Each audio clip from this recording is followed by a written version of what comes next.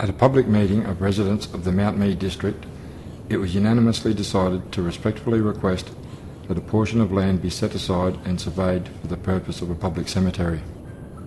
On January 26, 1893, a letter was written by James Horne to the Honourable Colonial Secretary of Brisbane informing him of the district's earlier meeting and of the appointment of a selection committee.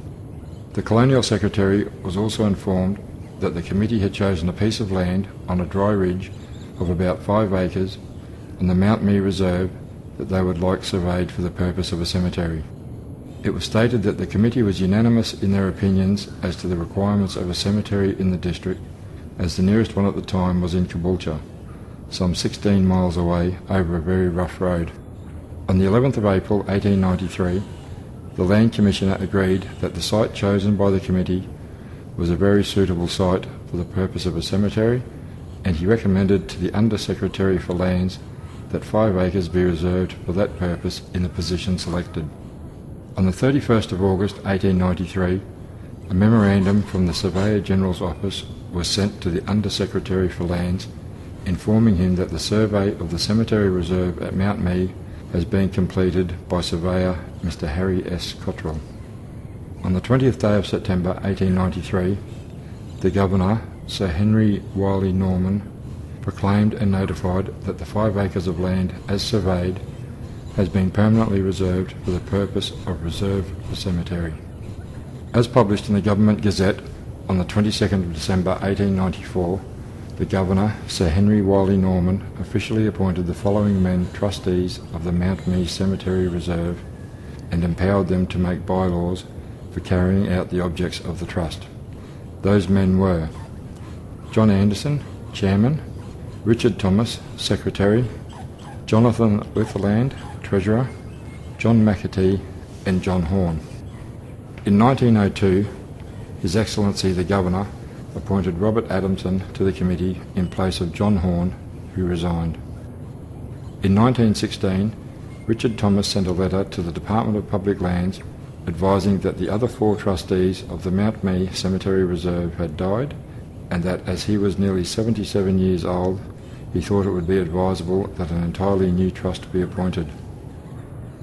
Notice was published of a public meeting to be held on the 16th of October 1916 at the Mount Mee School of Arts Hall to take nominations for new trustees for the cemetery.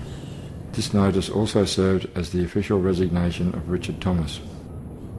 At this meeting, 8 people attended, of which only 4 were eligible to take on roles as trustees, necessitating Richard Thomas to stay on in his position as the required number of trustees was 5.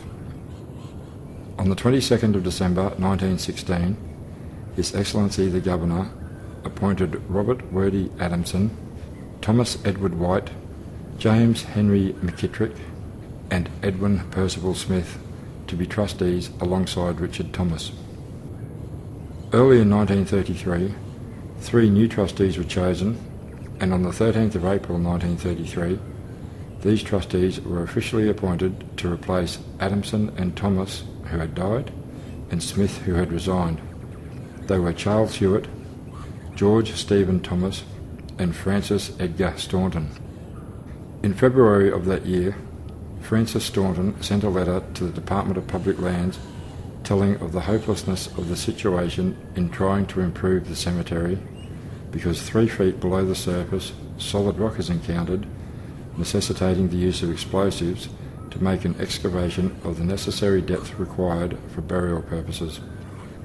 He stated that the Main Roads Commissioner had resumed a piece of land from Mr. White, leaving a small corner of his property without water. He asked if it would be possible to have this piece of land reserved for the purpose of a cemetery, as it would be ideal. Although there is evidence of the Department of Public Lands receiving this request, it is unknown at this time if there was a response returned to Mr. Staunton or the trustees. By 1953, Charles Hewitt, Thomas White and George Thomas had resigned as trustees. James McKittrick had died and Francis Staunton had left the district. On the 15th of January, His Excellency the Governor appointed Frederick Neville Robinson, Henry John Hewitt, Thomas Frederick White, Clifford Thomas, and William Brodie Hewitt as trustees. By 1986, Henry John Hewitt and Thomas Frederick White had both died, and Clifford Thomas and William Brodie Hewitt had both left the district, thus making it necessary to appoint another 4 trustees alongside Frederick Neville Robinson.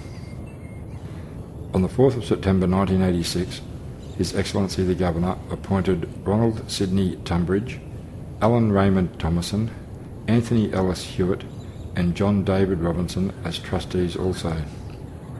On Saturday the 16th of August 2008, a public meeting was held at the Mount Mee Public Hall to discuss the management of the cemetery, and Rodney Eaton, Dan Ford, Vern Duncan, Peter Wise, Sabra Austin, Deb Cook and Lee Knight were voted in as the new trustees, increasing the number of trustees from 3 to 7.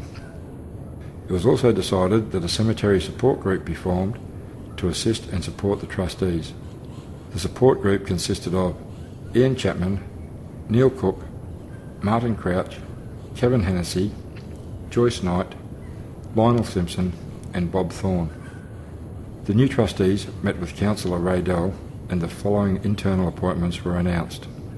Rodney Eaton, Chairman, Deb Cook, Secretary, and Lee Knight, Treasurer. This committee's first order of business was to obtain a public liability insurance and volunteer workers insurance. These were finalised and took effect from the 9th of September 2008. The next order of business was to set up the cemetery as an incorporated body, and after a lot of effort by the then Secretary Deb Cook, this was achieved and the cemetery became a fully incorporated body on the 24th of October 2008. This required the trustees to retire and nominate and appoint the Incorporated Association as the sole trustee for the Mount Mee Community Cemetery Incorporated. The 7 retirees then became ordinary members, and the other nominated members, the support group, became associate members. The first interment at the cemetery was that of 11-year-old Helen Nellie Stewart in January 1895. Herbert Bell, a local forestry worker who died from snakebite in 1948, was the last interment at the cemetery for nearly 40 years.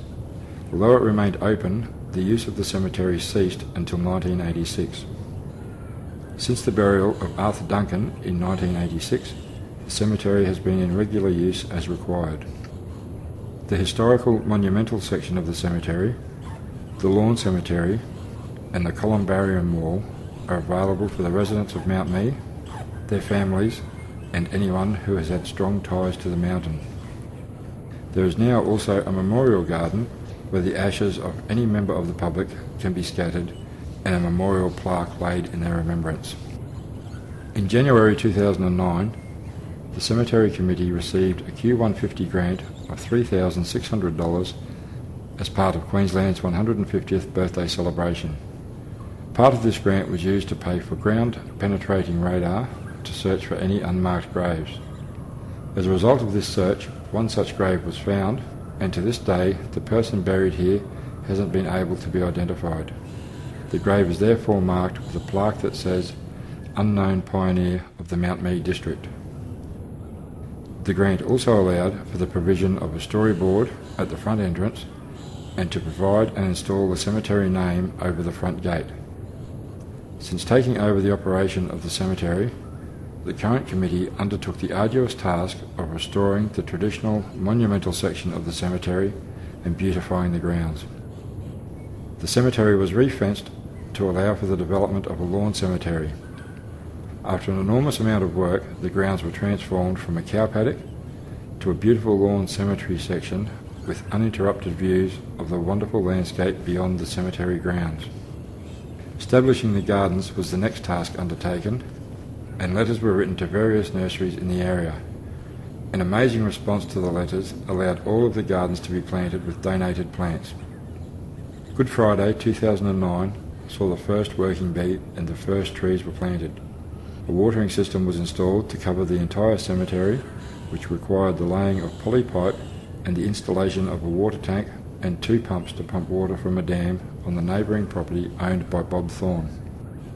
In August 2009, the cemetery received a grant of $6,000 from the Moreton Bay Regional Council to pay for a shipping container to be used as a secure lock-up storage area and a covered area and concrete slab. These works exceeded the budget, but Councillor Raydell was able to cover the shortfall. In November 2009, Deb Cook resigned as Secretary and Lee Knight was voted in as Secretary and Dan Ford was voted in as the new Treasurer. In January 2010, a small tank for the purpose of drinking water was installed and in February received a grant under the Volunteer Workers Grant for $4,860, which was used to purchase a ride-on mower and trailer. The Cemetery Incorporated body also obtained grants from the Anzac Day Commemoration Committee for $3,149 and the Department of Veterans Affairs for $4,000, and these grants were used to create an eye-catching Anzac memorial. November and December 2010 saw the first 2 interments in the Lawn Cemetery. January 2011 saw another historic moment when the family of Charles and Annie Hewitt placed a memorial plaque in the columbarium wall to honour their grandparents, who were original pioneers and landowners adjoining the cemetery. In March 2011, after the passing of Barbara McLean, the family brought their father's ashes from Albany Creek and placed both their parents' ashes into the memorial garden. Another of the Mountain's sons returned home to spend eternity in the peaceful surrounds of the Mount Mee Community Cemetery, a tribute to the hard work and dedication to all the trustees, past and present, who have made Mount Mee Community Cemetery the remarkable place that it is.